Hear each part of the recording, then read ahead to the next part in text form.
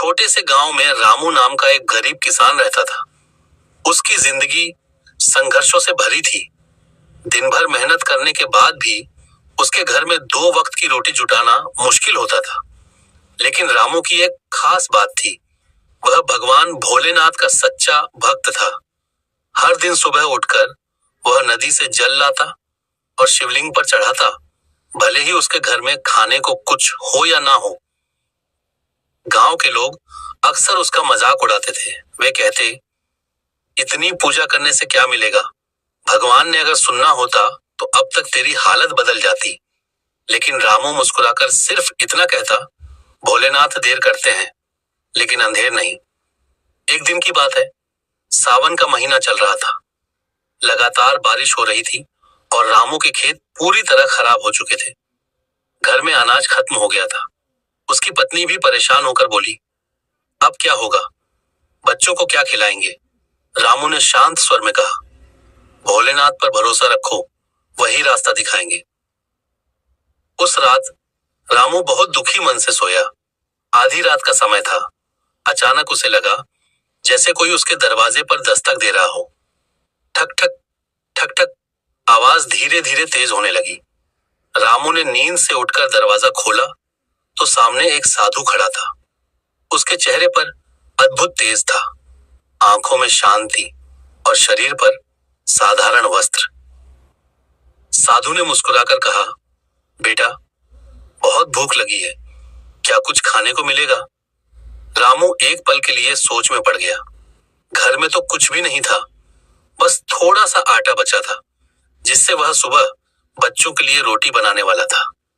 लेकिन उसने बिना देर किए साधु को अंदर बुलाया और कहा, आप बैठिए, मैं अभी कुछ बनाता हूं।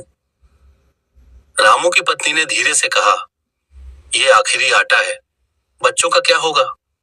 रामू ने जवाब दिया, अगर आज हम किसी भूखे को खाना नहीं देंगे तो हमारी भक्ति अधूरी रह जाएगी। रामू ने पूरे प्रेम से रोटियां बनाई और साधु को खिलाई। साधु ने बड़े आनंद से भोजन किया और जाते जाते कहा, तुम्हारी भक्ति और सेवा ने मुझे प्रसन्न कर दिया है।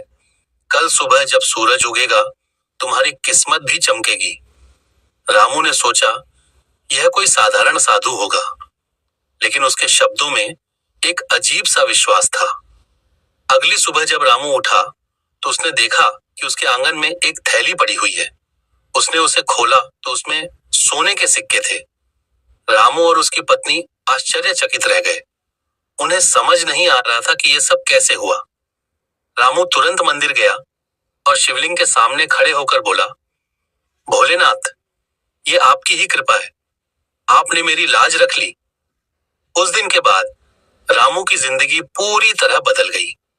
उसने अपने पैसों से गांव के गरीबों की मदद करनी शुरू की, एक छोटा सा मंदिर बनवाया और हर दिन पहले से भी ज्यादा श्रद्धा से भोलेनाथ की पूजा करने लगा। धीरे धीरे पूरे गांव को समझ आ गया कि सच्ची भक्ति क्या होती है। जो लोग पहले उसका मजाक उड़ाते थे वही अब उससे सीख लेने लगे। कुछ समय बाद रामू को एक सपना आया। सपने में वही साधु प्रकट हुए और बोले, मैं ही तुम्हारा भोलेनाथ था, मैंने तुम्हारी परीक्षा ली थी और तुम उसमें सफल हुए। रामू की आंखों से आंसू बहने लगे। उसने हाथ जोड़कर कहा, प्रभु, आपने मुझे दर्शन देकर मेरा जीवन धन्य कर दिया। इस कथा से हमें यही सीख मिलती है कि सच्ची श्रद्धा और निस्वार्थ सेवा कभी व्यर्थ नहीं जाती।